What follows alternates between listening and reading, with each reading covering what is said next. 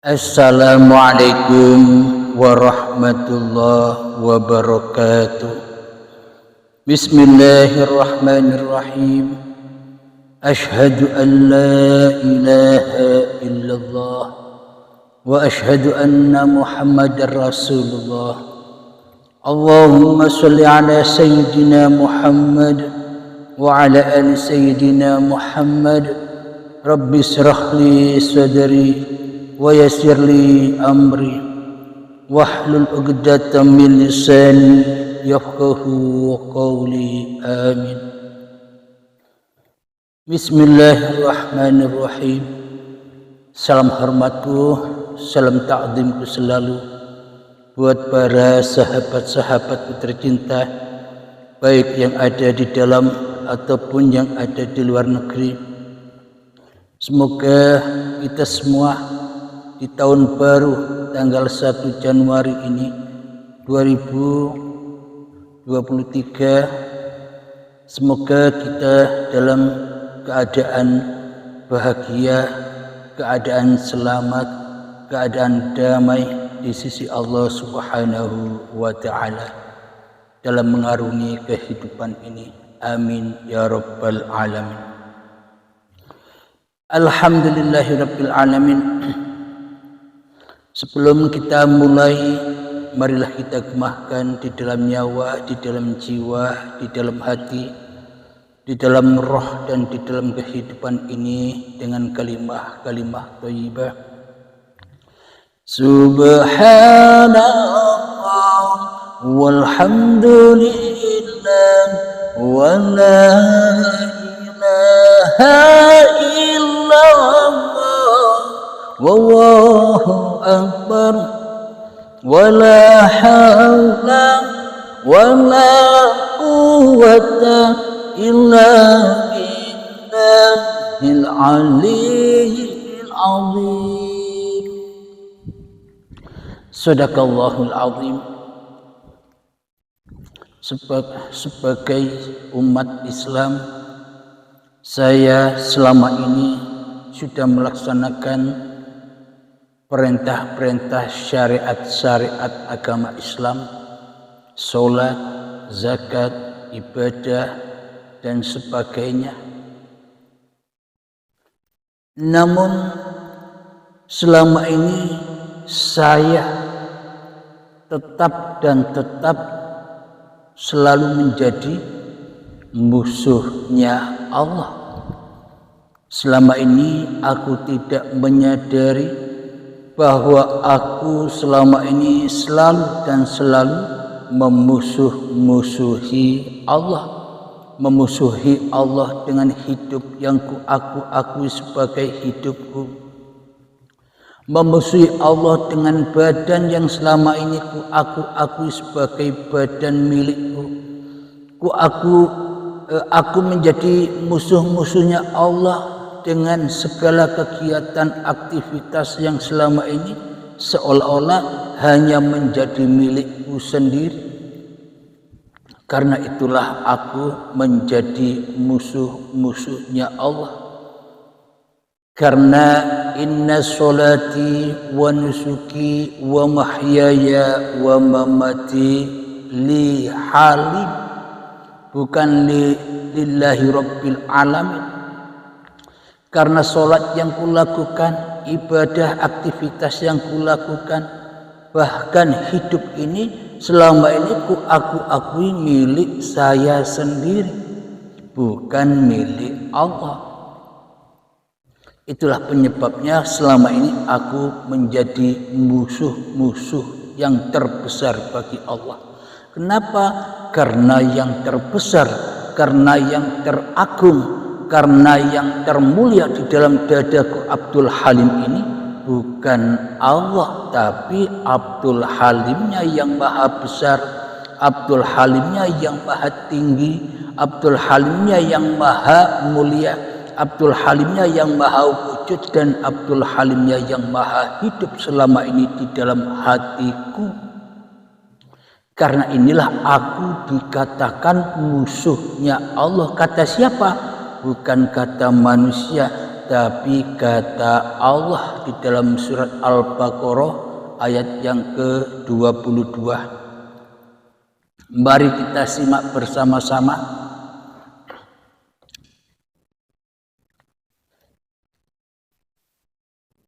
Surat Al-Baqarah ayat yang ke-21. A'udzu billahi minasy syaithanir rajim. Bismillahirrahmanirrahim. Ya ayyuhan nasu u'budu rabbakumul ladzi khalaqakum wal ladzina min qablikum la'allakum tattaqun. Yang artinya, wahai manusia, sembahlah Tuhanmu yang telah menciptakan kamu dan orang-orang yang sebelum kamu, agar kamu bertakwa. Alhamdulillah, wahai manusia, berarti termasuk diriku. Sembahlah Tuhanmu yang telah menciptakan kamu. Lalu di dalam hatiku selama ini, kenapa Tuhannya tidak ada? Tuhan yang menciptakan Abdul Halim ini tidak ada. Kenapa kok tidak ada Tuhan itu? Karena yang telah jadi Tuhan selama ini diriku sendiri, Abdul Halim di dalam hatiku. Yang menjadi raja di dalam hatiku selama ini hanyalah Abdul Halimnya. Maka dari itu aku Abdul Halim buta akan Tuhan yang menciptakan diri Abdul Halimku. Kenapa? Seolah-olah hidup ini hidup Abdul Halimnya. Kenapa? Seolah-olah badan ini badan Abdul Halimnya. Kenapa? Seolah-olah semua aktivitas yang kulakukan tiap hari sejak bangun tidur sampai tidur lagi seolah-olah milik Abdul Halimnya. Maka dari itulah Abdul Halim buta akan Tuhan yang telah menciptakan dirinya, karena Abdul Halimnya telah menjadi sang pencipta atas hidup dan badan Abdul Halimnya ini. Karena selama ini Abdul Halim saya sendiri tidak menyadari saya ini diciptakan dari mana. Saya diciptakan dari apa? Dulu saya tidak ada, sekarang ada. Adaku selama ini siapa yang mengadakan? Karena Abdul Halim tidak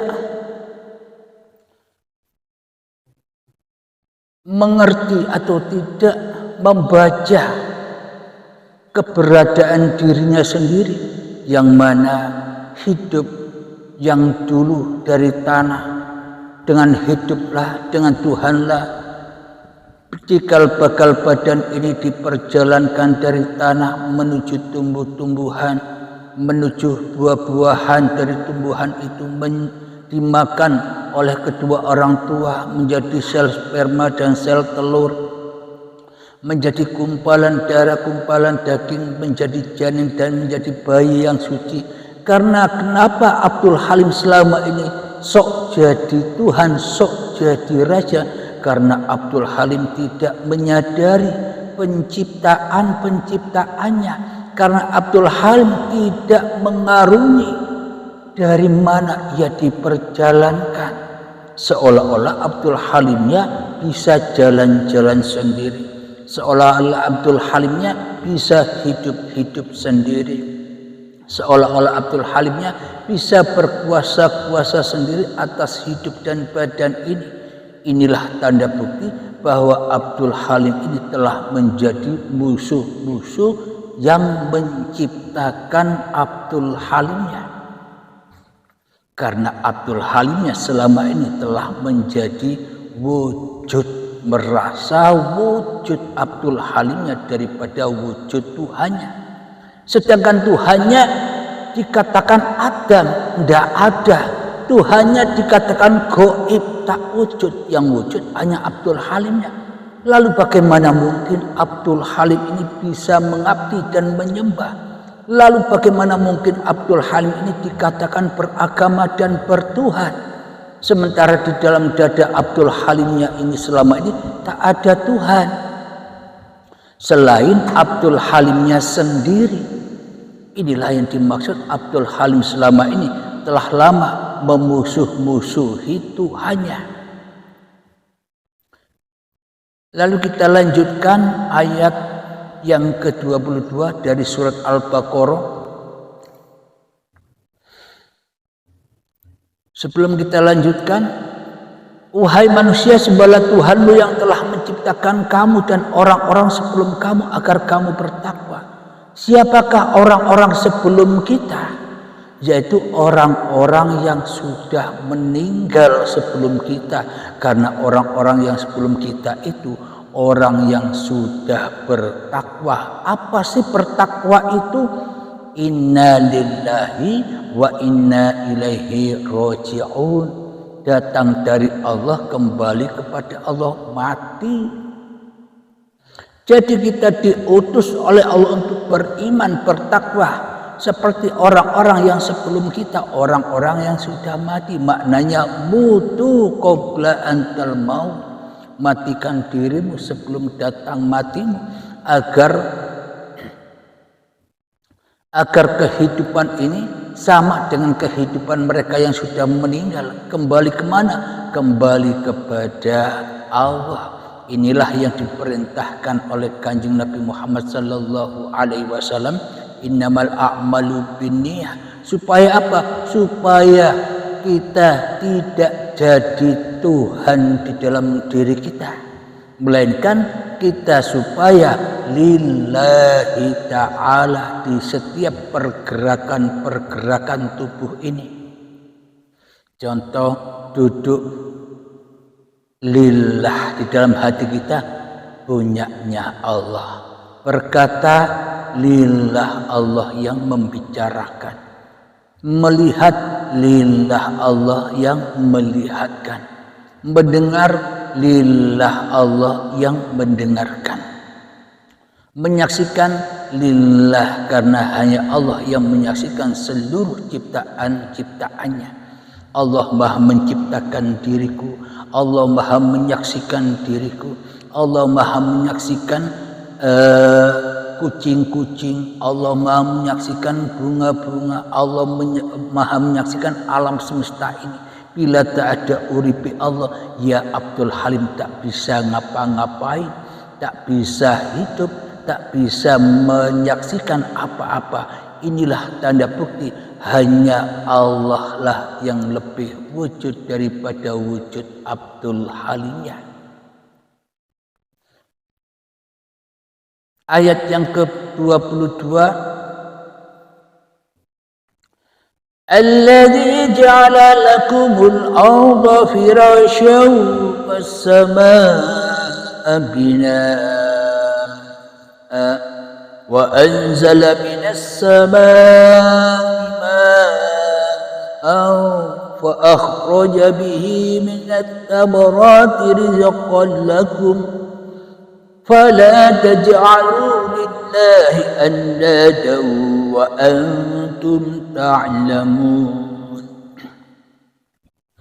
Yang artinya, dialah yang menjadikan bumi sebagai hamparan bagimu dan langit sebagai atap, dan dialah yang menurunkan air hujan dari langit, lalu dihasilkan dengan hujan itu buah-buahan sebagai rezeki untukmu. Karena itu janganlah kamu mengadakan tandingan-tandingan bagi Allah, padahal kamu mengetahui.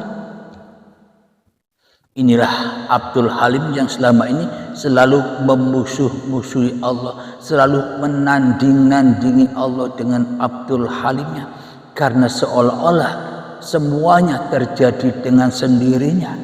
Hidup Abdul Halim ini terjadi dengan sendirinya. Badan Abdul Halim ini terjadi dengan sendirinya. Apa buktinya? Bahwa hidup dan badan ini diakui di dalam hatiku milik Abdul Halim. Itulah buktinya bahwa hidup ini seolah-olah jadi-jadi sendiri. Badan ini seolah-olah jadi-jadi sendiri. Kita ingkar, kita memusuhi Tuhan yang menghidupi kita. Kita memusuhi Tuhan yang menciptakan badan-badan kita selama ini.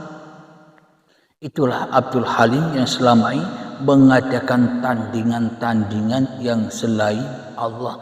Karena Abdul Halimnya merasa bahwa hidup dan badan ini jadi-jadi sendiri, lalu diakuilah hidup dan badan ini milik Abdul Halimnya.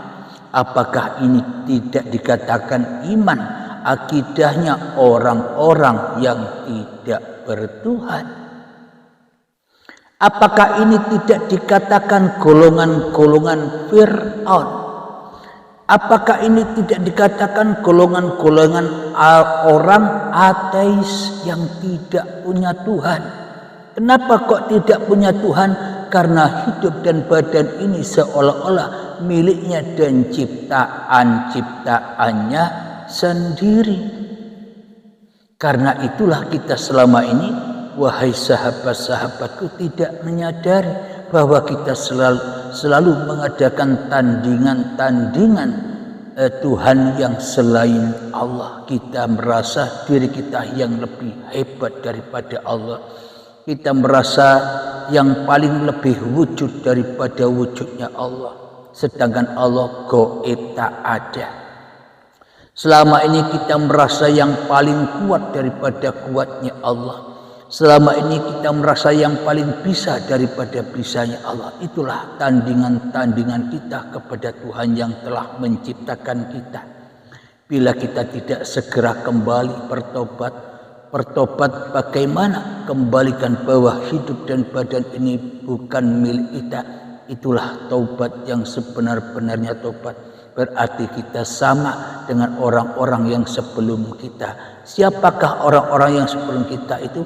Yakni orang-orang yang sudah mati, yang sudah kembali hidup dan badannya kepada zahir batinnya Allah. Alhamdulillahirabbil alamin. Semoga saya khususnya dan semoga kita semua senantiasa diberi kepahaman oleh Allah Subhanahu wa taala. Amin ya rabbal alamin. Sebelum kita akhiri, marilah kita kemahkan salawat dari mintaqul bala.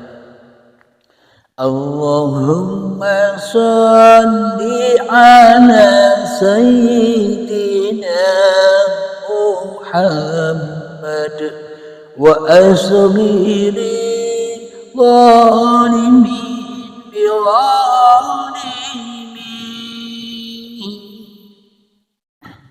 Allahumma salli ala sayyidina Muhammad wa asghiri zalimin